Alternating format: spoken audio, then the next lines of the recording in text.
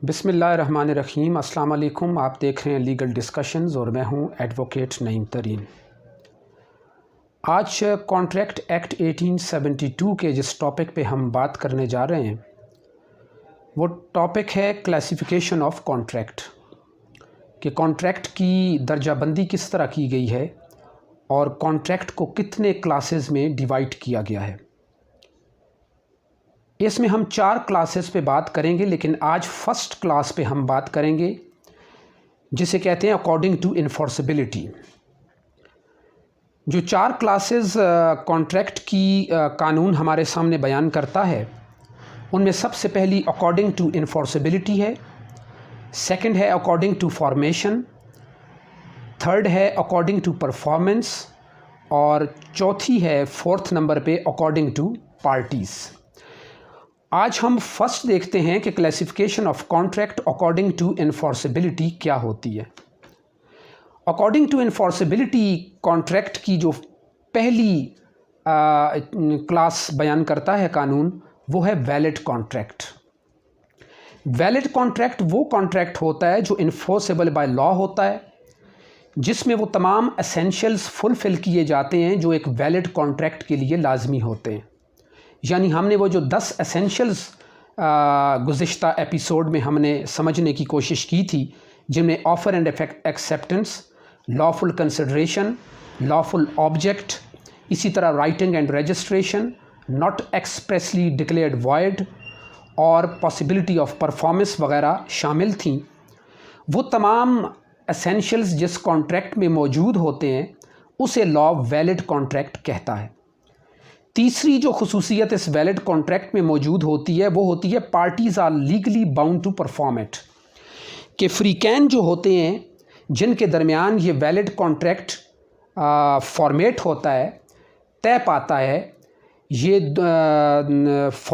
Contract जो है वो मुआहदा तय पाता है 2 फ्रीकैन के दरमियान, वो दोनों फ्रीकैन इसको कानूनी तौर पर परफॉर्म करने के पाबंद होते हैं। कानूनी तौर पर वो लीगली बाउंड होते हैं कि वो इस पे अमल करें, इनकी लीगल ऑब्लिगेशंस पे उन रिस्पॉन्सिबिलिटीज़ को वो अंजाम दें और इन की जो शराइत इन मुआहदे के दरमियान के दौरान इन पार्टीज़ पर पड़ती हैं, इनके कंधों पे, उन्हें वो अंजाम दें। अगर कोई फ़रीक इस वैलिड कॉन्ट्रैक्ट की सूरत में अगर कोई फ़रीक ब्रीच ऑफ कॉन्ट्रैक्ट का इर्तिकाब करता है, यानी कॉन्ट्रैक्ट को तोड़ता है, कॉन्ट्रैक्ट की वायलेशन करता है, कॉन्ट्रैक्ट की खिलाफ वर्जी करता है, तो जो दूसरी एग्रीव्ड पार्टी है वो ऐसी सूरत में कोर्ट ऑफ लॉ के ज़रिए इसे इन्फोर्स करवा सकती है, वो उसे सू कर सकती है और अदालत इस मुआहदे पर अमल करने के लिए दूसरी पार्टी को जिसने ब्रीच ऑफ कॉन्ट्रैक्ट का इर्तिकाब किया है उस पार्टी को पाबंद कर सकती है और डायरेक्शन दे सकती है कि आपने एक वैलिड कॉन्ट्रैक्ट को ब्रीच किया है, लिहाजा आप पाबंद हैं कि आप इस कॉन्ट्रैक्ट पे अमल करें। तो valid contract enforceable by law होता है, इसमें तमाम एसेंशियल्स मौजूद होते हैं जो लॉ प्रोवाइड करता है और इसमें दोनों फ्रीकैन कानूनी तौर पर इस मुआहदे को परफॉर्म करने के पाबंद होते हैं और अगर कोई फ़रीक इसको ब्रीच करता है, इसकी खिलाफ वर्जी करता है या ब्रीच ऑफ कॉन्ट्रैक्ट कमिट करता है तो दूसरी पार्टी कानून की अदालत के ज़रिए इस पर अमल दरामद करवा सकती है। अकॉर्डिंग टू इन्फोर्सिबिलिटी जो दूसरी क्लास कानून हमारे सामने कॉन्ट्रैक्ट की रखता है वो है वॉइड कॉन्ट्रैक्ट। वॉइड का मतलब होता है नॉट बाइंडिंग इन लॉ, एक ऐसा कॉन्ट्रैक्ट जिस पे अमल करने की पार्टीज़ पाबंद नहीं है, एक ऐसा कॉन्ट्रैक्ट जो in the I of law authentic नहीं है, एक ऐसा कॉन्ट्रैक्ट जिसकी परफॉर्मेंस के लिए पार्टीज़ को मजबूर नहीं किया जा सकता। तो पहली जो खुसूसियत इस वॉइड कॉन्ट्रैक्ट में जो अलामत मौजूद होती है वो है void means not binding in law. पहली चीज़ हमें समझना चाहिए कि वॉइड कॉन्ट्रैक्ट से मुराद क्या है। तो कानून ये कहता है कि वॉइड का मतलब होता है नॉट बाइंडिंग इन लॉ, जो बाइंडिंग बाय लॉ नहीं है, जो कानून की नज़र में जिस पर अमल करना लाजमी नहीं है। दूसरी खुसूसियत इस वॉइड कॉन्ट्रैक्ट में ये मौजूद होती है कि when not enforceable becomes void, जब ये कानून की तरफ से नाफिजुल अमल नहीं होता, जब इसके अंदर ये उनसर पैदा हो जाता है, जब इसके अंदर ये खामी पैदा हो जाती है और जब इसके अंदर ये कमज़ोरी पैदा हो जाती है कि ये इन्फोर्सेबल बाय लॉ नहीं रहता, तो यूँ ही इन्फोर्सिबिलिटी, जो लीगल इन्फोर्सिबिलिटी है, उसकी एब्सेंस क्रिएट होती है, उसकी अदम मौजूदगी सामने आती है, उसकी गैर हाज़िरी सामने आ जाती है, तो ये कॉन्ट्रैक्ट वाइड हो जाता है, ये बाइंडिंग बाय लॉ नहीं रहता। तीसरी ये चीज़ हमारे सामने रहनी चाहिए कि वाइड कॉन्ट्रैक्ट जो होता है वो फ्रॉम बिगनिंग जो होता है वो वाइड नहीं होता। जब ये बनाया जाता है तो ये एक वैलिड कॉन्ट्रैक्ट होता है, ये बाइंडिंग बाय लॉ होता है, लेकिन सब्सीक्वेंटली ये वाइड हो जाता है बाय सम रीजंस, यानी बनाने के बाद ये वाइड हो जाता है। जब ये बनाया जाता है तो ये वैलिड कॉन्ट्रैक्ट होता है, लेकिन इसको बनाने के बाद परफॉर्मेंस से पहले, before the performance of contract, इस कॉन्ट्रैक्ट पे अमल करने से पहले इसके अंदर कोई ऐसी खामी पैदा हो जाती है, कोई ऐसी रीज़न पैदा हो जाती है, कोई ऐसी कमज़ोरी कानूनी तौर पर पैदा हो जाती है, कोई ऐसा रीज़न क्रिएट हो जाता है जो इसे वाइड कर देता है। लेकिन ये जब बनाया गया था तो ये वाइड नहीं था, ये एक वैलिड कॉन्ट्रैक्ट था। It is valid from the beginning, यानी ये शुरू से वैलिड होता है, लेकिन बाद में subsequently due to some reasons it becomes void. अब वो जो रीजंस हैं वो एग्जामिनेशन पॉइंट ऑफ व्यू से इतनी इम्पॉर्टेंट हैं कि अगर उनको हम एलेबोरेट नहीं करेंगे, उनको एक्सप्लेन नहीं करेंगे और उन पे बात नहीं करेंगे, तो आप एक वाइड कॉन्ट्रैक्ट का जो टॉपिक है उसे आप एग्जामिनेशन पॉइंट ऑफ व्यू से तैयार नहीं कर सकेंगे और आपके concepts regarding the wide contract clear नहीं हो सकेंगे। हम ये कोशिश करते हैं कि मुख्तसरन उस रीज़न को, वो जो रीज़न्स इसमें पाई जाती हैं जो सब्सिक्वेंटली इसको वाइड कर देती हैं, उनको वन बाय वन हम शॉर्टली देख लें। पहली रीज़न ये है जो कॉन्ट्रैक्ट को वाइड कर देती है, वो है इम्पॉसिबिलिटी ऑफ परफॉर्मेंस।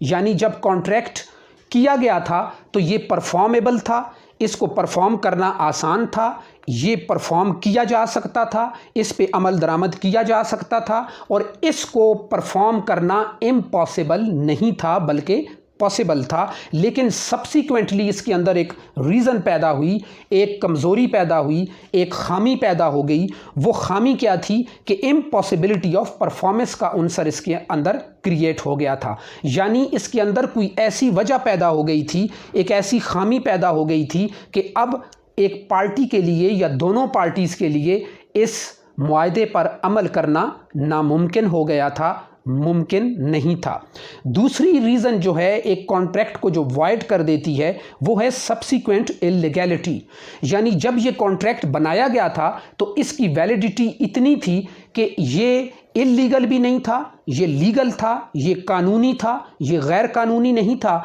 लेकिन before performance of the said contract अभी इस पे अमल करना बाकी था। इससे पहले कि इसको परफॉर्म किया जाता, सब्सिक्वेंट इलीगैलिटी का उनसर इसमें शामिल हो गया था कि अब बाद में कुछ ऐसे हालात पैदा हो गए थे कि अगर आप उन हालात को कंसिडर नहीं करेंगे और अब भी उन हालात की क्रिएशन के बावजूद अगर अब इस पे आप अमल करने की कोशिश करेंगे तो ये वाइड कॉन्ट्रैक्ट डिक्लेयर्ड हो चुका है पहले से। अब इसको ये बाइंडिंग इन लॉ नहीं रहा, अब इस पे अमल करना पार्टी के लिए पाबंदी करार नहीं दी जा सकती और अब पार्टीज़ इस पर अमल करने की पाबंद नहीं है क्योंकि सब्सिक्वेंट इलीगैलिटी का उनसर इसमें शामिल हो चुका है।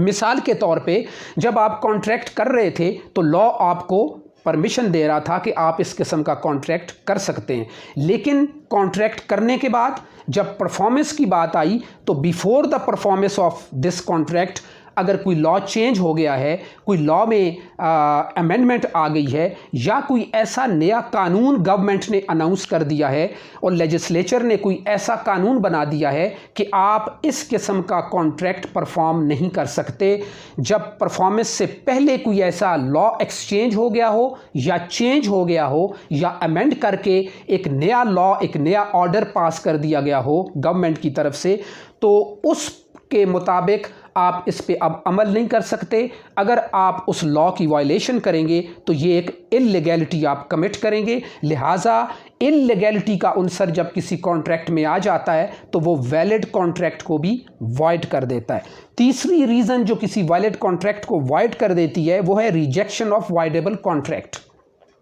वॉइडेबल कॉन्ट्रैक्ट आगे हम पढ़ेंगे कि एक ऐसा कॉन्ट्रैक्ट होता है जिसमें कॉन्सेंट फ्री नहीं होती, लेकिन फ्री कॉन्सेंट ना होने के बावजूद उस पार्टी की ऑप्शन पे ये उसको कंसेशन होती है कि वो चाहे तो इस कॉन्ट्रैक्ट को रिजेक्ट कर दे और चाहे तो इस कॉन्ट्रैक्ट को एक्सेप्ट कर ले। अगर वो इसको रिजेक्ट कर देती है कि मेरी कॉन्सेंट फ्री नहीं है, मेरी आज़ाद रजामंदी इसमें शामिल नहीं है और मेरी कॉन्सेंट फ्री नहीं ली गई, किसी दबाव के तहत ली गई है, किसी फ्रॉड के तहत ली गई है, तो ऐसी सूरत में मैं इस कॉन्ट्रैक्ट को रिजेक्ट करता हूं। अगर कोई पार्टी, कोई फ्रीक जो इस कॉन्ट्रैक्ट को रिजेक्ट करने का हक रखती है वो इसे रिजेक्ट कर देती है तो ये वॉइड हो जाएगा, ये वॉइडेबल कॉन्ट्रैक्ट वॉइड हो जाएगा। और अगर वो पार्टी और वो फ्रीक जिसके पास इसको रिजेक्ट करने का इख्तियार है, हक मौजूद है, अगर वो इसे रिजेक्ट नहीं करती, इसे एक्सेप्ट कर लेती है अपनी मर्ज़ी से, तो ये वैलिड रहेगा और ये वॉइड नहीं होगा। लिहाजा अगर इस वॉइडेबल कॉन्ट्रैक्ट को वो पार्टी जिसको ये राइट हासिल है कि वो रिजेक्ट कर सकती है, अगर वो रिजेक्ट कर देती है तो on the rejection of that party it becomes void, तो ये वॉइड कॉन्ट्रैक्ट हो जाएगा। चौथी जो वजह कानून हमें बताता है कि एक कॉन्ट्रैक्ट को जिसकी बुनियाद पे हम वॉइड कॉन्ट्रैक्ट करार देते हैं वो है impossibility of depending event. Impossibility of depending event से मुराद ये है कि जिस तरह आप कॉन्टेजेंट कॉन्ट्रैक्ट करते हैं, कॉन्टेजेंट कॉन्ट्रैक्ट में या एग्रीमेंट में जो मशरूत एग्रीमेंट होता है, मशरूत कॉन्ट्रैक्ट होता है कि दोनों फ्रीकैन किसी वाक़े के रूनुमा होने पर रजामंद होते हैं, दोनों फ्रीकैन के दरमियान ये प्रॉमिस होता है या ये एग्रीमेंट होता है कि हम इस कॉन्ट्रैक्ट पे इस तरह अमल करेंगे, या एक पार्टी ये कहती है कि मैं आपको ये चीज़ अदा करूंगी या ये कंसिडरेशन अदा करूंगी या ये प्राइस अदा करूंगी और मैं अपनी रिस्पॉन्सिबिलिटीज़, अपनी लाइबिलिटीज़ और ऑब्लिगेशंस जो हैं वो तब अदा करूंगी कि फ़लाँ वाक़या रूनुमा होगा। मिसाल के तौर पे अगर कोई प्रॉमिसर किसी प्रॉमिसी से ये प्रॉमिस करता है कि अगर आपका एडमिशन फ़लाँ कॉलेज में हो गया तो मैं आपको 5 लाख रुपए अदा करूंगा या मैं इसके बदले आपको ये सर्विस प्रोवाइड करूंगा, तो अब ये जो कंडीशन इम्पोज की गई है कि अगर उस पार्टी का वो एडमिशन जो है उस स्पेसिफिक कॉलेज में, उस स्पेसिफिक इंस्टीट्यूशन में हो जाता है तो ये कॉन्ट्रैक्ट परफॉर्म करता है। लेकिन अगर ऐसी हालत मौजूद हो जाती है, ऐसी हालत पैदा हो जाती है कि impossibility of depending event create हो जाता है, वो जो वाक़या है वो पॉसिबल नहीं रहा, उस पे अमल दरामद पॉसिबल नहीं हुआ, या वो अमल, वो जो वाक़या है उसका रूनुमा होना अब मुमकिन नहीं रहा, इम्पॉसिबल हो चुका है और वो नामुमकिन हो चुका है, तो जूँ ही इम्पॉसिबिलिटी ऑफ डिपेंडिंग इवेंट का अंसर क्रिएट होगा तो ये कॉन्ट्रैक्ट वाइड हो जाएगा और ऐसी सूरत में पार्टीज़ के लिए ये बाइंडिंग बाय लॉ नहीं होगा और पार्टीज़ इस पे अमल करने की पाबंद नहीं होगी। तीसरी जो क्लास हमारे सामने अकॉर्डिंग टू इन्फोर्सिबिलिटी कॉन्ट्रैक्ट की लॉ पेश करता है वो है वॉइड एग्रीमेंट। वॉइड कॉन्ट्रैक्ट के बारे में हमने ये पढ़ा था कि ये शुरू से, बिगनिंग से ये वॉइड नहीं होता, बल्कि बाद में इसमें कोई ऐसी रीज़न पैदा हो जाती है जो इसे वॉइड कर देती है। लेकिन वॉइड एग्रीमेंट जो है ये वॉइड एब इनिशियो होता है, शुरू से वॉइड होता है, ये शुरू से बाइंडिंग बाय लॉ नहीं होता। जब आप ये एग्रीमेंट कर रहे होते हैं तो कानून कहता है कि ये नहीं हो रहा, इसका कोई वजूद नहीं है, ये ऐसे ही समझा जाएगा कि जैसे कोई मुआहदा नहीं किया गया, कोई एग्रीमेंट नहीं किया गया। ये नॉट इन्फोर्सेबल बाय लॉ होता है, ये कानून की नज़र में कानून के ज़रिए नाफिज़ुल अमल नहीं होता, ये वॉइड एब इनिशियो होता है।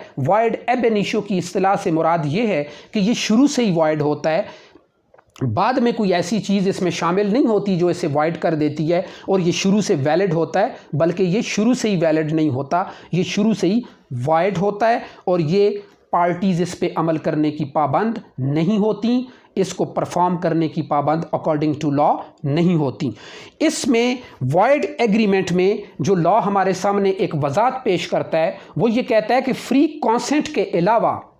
बाकी जो एसेंशियल्स ऑफ वैलिड कॉन्ट्रैक्ट हैं उनमें से कोई एक चीज़ मिस होती है जो इस एग्रीमेंट को वॉइड कर देती है। यानी हमने जो एग्रीमेंट के वैलिडिटी के लिए जो offer and acceptance, lawful consideration, capacity of parties के माइनर के साथ कॉन्ट्रैक्ट नहीं हो सकता, मेजर के साथ होगा, विदाउट कंसिडरेशन कॉन्ट्रैक्ट नहीं हो सकता, कंसिडरेशन का वजूद होना लाजमी है, या जो बाकी एसेंशियल्स हमने एक कॉन्ट्रैक्ट की वैलिडिटी के लिए पढ़े थे वो अगर इसमें मौजूद नहीं है या उनमें से कोई एक एसेंशियल भी वो मिस हो गया है तो ये एग्रीमेंट वॉइड एग्रीमेंट होता है। और लेकिन इसमें फ्री कॉन्सेंट अगर है भी तो कानून कहता है कि फ्री कॉन्सेंट के बावजूद, यानी एक फ्री की आज़ाद मर्जी ज़रूर मौजूद है, एक फ्री कॉन्सेंट इसमें मौजूद है, किसी पार्टी की कॉन्सेंट जो है बाय कोएर्शन, फ्रॉड और मिसरिप्रेजेंटेशन हासिल नहीं की गई, बल्कि उसने खुद अपनी खुशी से रजामंदी दी थी। लेकिन एक डिफेक्ट ये शामिल हो गया इस एग्रीमेंट में कि इसमें कंसिडरेशन मौजूद नहीं था, या ऑफर एंड एक्सेप्टेंस मौजूद नहीं थी, या कोई दूसरा एसेंशियल मिस था। मिसाल के तौर पे फ्री कॉन्सेंट तो मौजूद थी, पार्टीज़ की फ्री अपनी खुशी से अपनी रजामंदी, आज़ाद रजामंदी तो मौजूद थी, लेकिन कंसिडरेशन मौजूद नहीं था, या रजामंदी होने के बावजूद ये एग्रीमेंट किसी माइनर के दरमियान हुआ है या माइनर के साथ किया गया है, तो ये वॉइड एग्रीमेंट होगा। इसके बाद जो according to enforceability classification of contract की चौथी क्लास कानून हमारे सामने बयान करता है, उसे हम कहते हैं वॉइडेबल कॉन्ट्रैक्ट। एक वॉइड कॉन्ट्रैक्ट हमने पढ़ा, एक वॉइड एग्रीमेंट पढ़ा, अब हम वॉइडेबल कॉन्ट्रैक्ट की तरफ जा रहे हैं। इनके दरमियान जो बारीक फ़र्क मौजूद है उनको जहन में रखना लाजमी है। तो वॉइडेबल कॉन्ट्रैक्ट जो है इसमें कॉन्सेंट जो होती है वो फ्री नहीं होती, फ्री की रजामंदी, किसी पार्टी की रजामंदी आज़ाद नहीं होती, अपनी खुशी से रजामंदी नहीं देता, बल्कि वो पार्टी जब रजामंदी देती है तो आज़ाद रजामंदी नहीं देती। कॉन्सेंट जो होती है वो अनफ्री होती है, वो फ्री कॉन्सेंट नहीं होती। दूसरी खुसूसियत वॉइडेबल कॉन्ट्रैक्ट में ये मौजूद होती है कि ये वैलिड होता है until it is not rejected. ये वैलिड कॉन्ट्रैक्ट होता है, लेकिन कॉन्सेंट फ्री ना होने की वजह से जिस पार्टी की रजामंदी खुशी से हासिल नहीं की गई, जिस पार्टी की, जिस फरीक की कॉन्सेंट फ्री नहीं है, जब तक वो इसे रिजेक्ट नहीं कर देती ये वैलिड कॉन्ट्रैक्ट रहता है। उसकी ऑप्शन तक ये वॉइडेबल कॉन्ट्रैक्ट होता है, यानी इसे तर्क किया जा सकता है, ये काबिल रिजेक्ट होता है, काबिल इस मुस्तरद होता है, काबिल इस्तिदराद होता है। इसे मुस्तरद किया जा सकता है, इसे रिजेक्ट किया जा सकता है, इवन देन कि आपके पास ये इख्तियार मौजूद है कि आप चाहें तो इसे एक्सेप्ट भी कर सकते हैं। आपकी इसमें रजामंदी शामिल नहीं है, आपकी फ्री कॉन्सेंट शामिल नहीं है, लेकिन अगर इसके बावजूद आप खामोश रहते हैं और आप इसे रिजेक्ट नहीं करते तो इट रिमेन्ड वैलिड, इसकी वैलिडिटी बरकरार रहेगी और ये वैलिड कॉन्ट्रैक्ट रहेगा, ये वॉइड नहीं होगा और दोनों पार्टीज इस बाउंड होंगी इस पे अमल करने की। लेकिन जो ही वो फरीक जो इसे वॉइड करने का, इसे रिजेक्ट करने का, इसे मुस्तरद करने का हक रखता है, वो इसे मुस्तरद कर देगा, इसे रिजेक्ट कर देगा, तो इट बिकम्स वॉइड, ये वॉइड हो जाएगा। लिहाजा वॉइडेबल कॉन्ट्रैक्ट वो होता है कि जिस पार्टी के पास इसे वॉइड करने का, इसे रिजेक्ट करने का इख्तियार मौजूद है, जब वो इसे रिजेक्ट करेगी तो ये वॉइड हो जाएगा, अगर वो इसे एक्सेप्ट करेगी तो ये वैलिड रहेगा।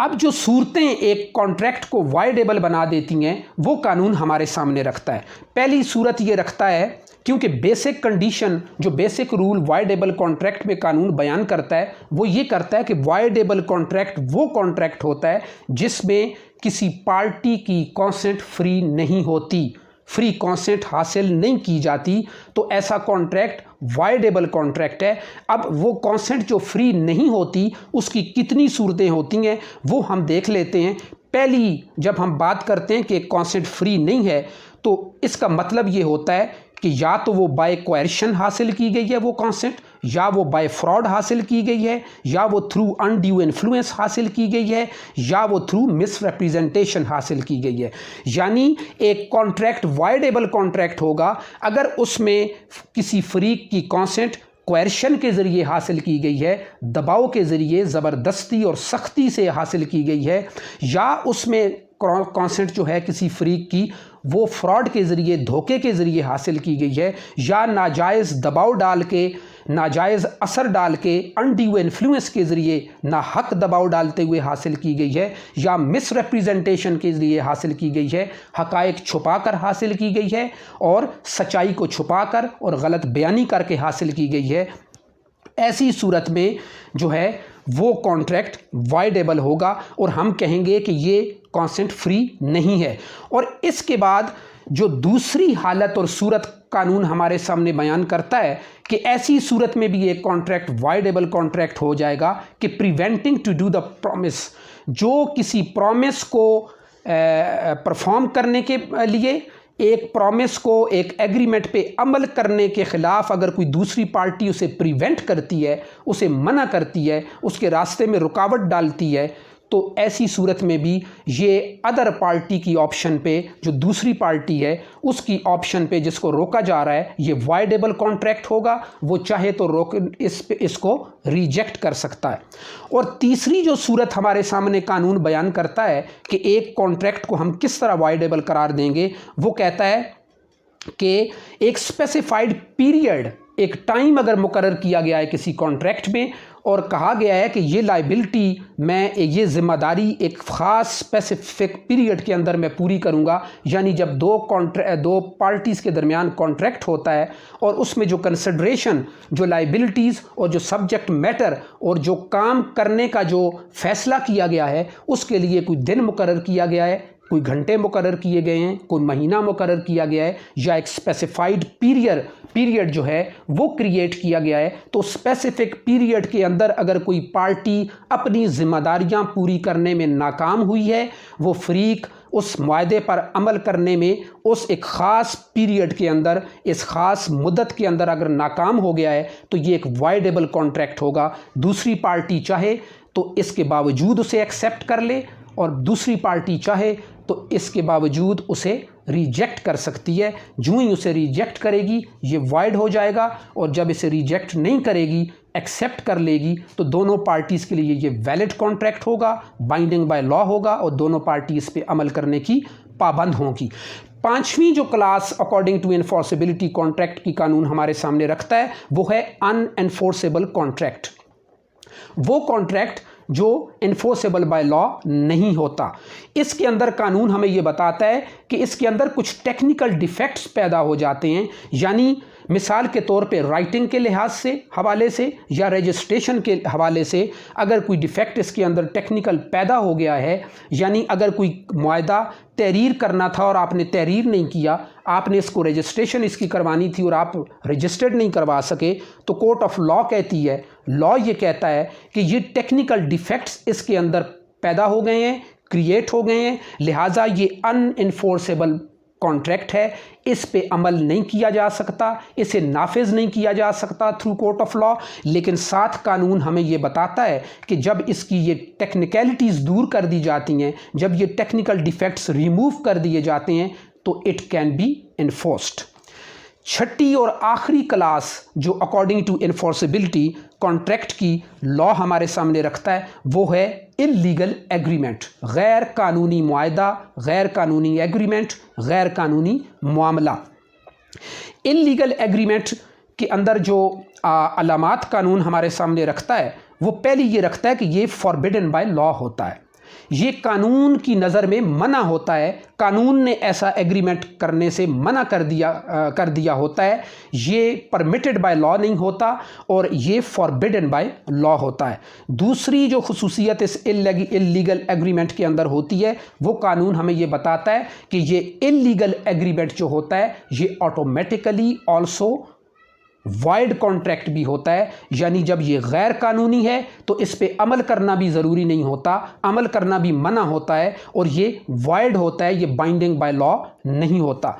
तीसरी जो अलामत इसकी हमें कानून बताता है वो कहता है कि अगर इफ़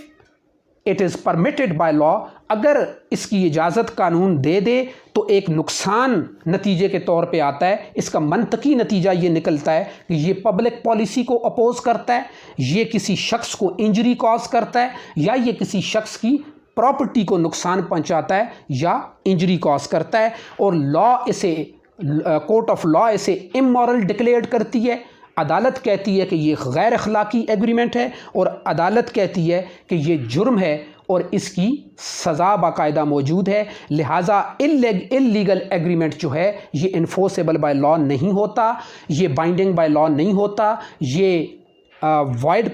एग्रीमेंट भी होता है, वॉइड एब इनिशियो होता है। इसकी कानून इजाज़त नहीं देता, और इजाज़त इसलिए नहीं देता कि ये मफाद आमा के ख़िलाफ़ है, ये गैर अखलाकी है, ये अपोज़ करता है पब्लिक पॉलिसी को, और ये किसी शख्स की प्रॉपर्टी को या किसी शख्स की ज़ात को इंजरी कॉज करता है, उसे नुकसान पहुंचाने का ज़रिया बनता है। लिहाजा इल्लीगल एग्रीमेंट काबिल सज़ा होता है, ये बाइंडिंग बाय लॉ नहीं होता। ये वो 6 क्लासेस थीं जो according to enforceability classification of contract में शामिल हैं। उम्मीद है कि आपका इस क्वेश्चन के हवाले से और इस टॉपिक के हवाले से आपका examination point of view clear हो चुका होगा। इंशाल्लाह हम नेक्स्ट एपिसोड में अकॉर्डिंग टू परफॉर्मेंस जो है, या अकॉर्डिंग टू फॉर्मेशन और according to parties classification of contract को समझने की कोशिश करेंगे। आज के लिए इतना ही, इजाज़त दीजिए। अल्लाह हाफ़िज़।